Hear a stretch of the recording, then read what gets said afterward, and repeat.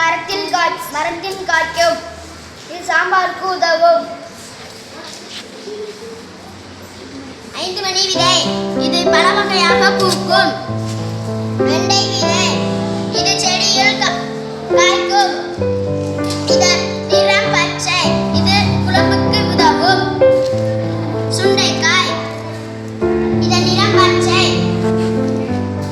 இது வத்தலுக்கு உதவும். இது செடியில் காய்க்கும். இது குழம்புக்கு உதவும். பாவற்காய். இது கொடியில் காய்க்கும். சப்போட்டா பழம். இது மரத்தில் காய்க்கும்.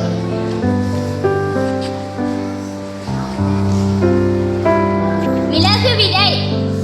இது ரசத்துக்கு உதவும். இது சளிக்கு உதவும். கோழி கொண்டை.